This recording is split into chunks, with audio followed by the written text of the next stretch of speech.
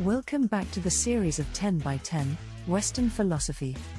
In this video, we will look into the aspect of form, matter, and substance as changing and unchanging beings. The forms of the perfect and unchanging archetypes of things that exist in the physical world. In Plato's philosophy, matter is the physical or material aspect of things, which is imperfect and constantly changing. Form, on the other hand, is the perfect and unchanging archetype or idea of something, which exists in the world of forms or ideas. Substance, according to Plato, is the combination of matter and form, which results in the particular objects or things that we see in the physical world. On the other hand, Aristotle believed that substance is the fundamental reality and that form is an aspect of substance. For Aristotle, forms are not separate entities but rather qualities or characteristics that are inherent in substances. Substance is the underlying reality that remains constant and unchanging, while form is the way that substance is organized or structured. Aristotle believed that substances change through time, but their essential nature or substance remains constant. Aristotle identified four types of matter or substance: 1. Material cause, this is the matter out of which something is made. 2. Formal cause, this is the shape or form that the matter takes. 3. Efficient cause, this is the force or agent that brings about the change or creation of something. 4.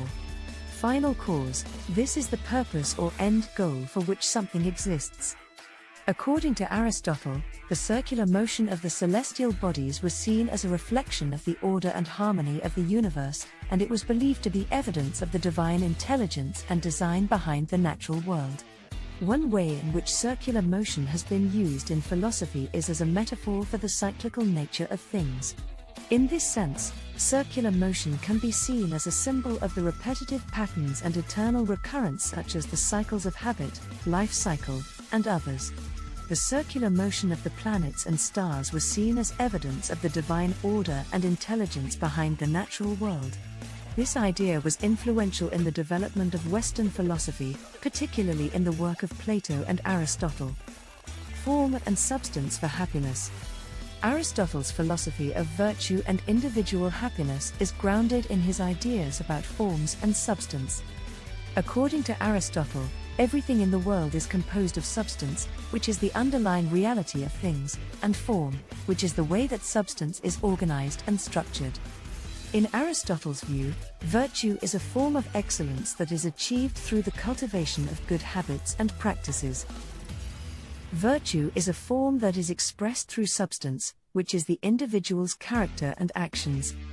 Aristotle believed that virtues are habits of action that are developed through practice and repetition, and that these habits become part of the individual's character. For Aristotle, individual happiness is closely tied to the cultivation of virtues.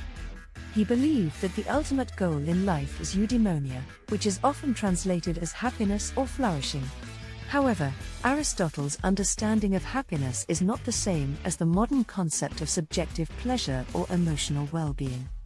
Instead, he believed that happiness is the result of living a virtuous life and fulfilling one's potential as a human being. In order to achieve happiness, individuals must develop good habits and practices that become part of their character and fulfill their potential as human beings. Happiness of Epicurus and Stoics. Epicurus, on the other hand, believed that the pursuit of pleasure was the key to happiness. However, Epicurus did not believe in the pursuit of hedonistic pleasures that result in excess and harm. Instead, he believed in the importance of moderation and simplicity, and that one should focus on the simple pleasures of life. Epicurus believed that happiness could be achieved through the absence of pain and fear, which he called ataraxia. The Stoics, meanwhile, believed that living a virtuous life was essential to achieving happiness. They believed that virtue was the only true good, and that material possessions and external circumstances were ultimately irrelevant to one's happiness.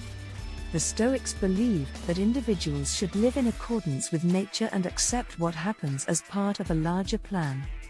They believed that individuals should develop their inner virtues, such as courage, wisdom, and justice, in order to live a good life. Both philosophies also have different approaches to pain and suffering. Epicureans believe that pain and suffering should be avoided at all costs, while Stoics believe that pain and suffering are a natural part of life, and that one should accept them as part of the larger plan. The Stoics believe that one should use pain and suffering as an opportunity to grow and develop their inner virtues. Contemporary perspectives. Contemporary philosophers have explored various other theories and perspectives on happiness. For example, some philosophers have argued that happiness is a state of mind, while others have focused on the importance of social and cultural factors in shaping individual happiness. There are also theories that emphasize the role of genetics and personality in determining an individual's happiness. Furthermore, contemporary philosophers have also debated the relationship between happiness and morality. Some argue that the pursuit of happiness is a moral obligation, while others contend that there is a distinction between happiness and moral goodness. Overall, the concept of happiness in contemporary philosophy is multifaceted and has been explored from various perspectives and theories. While there is ongoing debate about the nature and sources of happiness, it remains a central topic of inquiry and concern for contemporary philosophers and us. Thank you for watching. Daar a boa yo.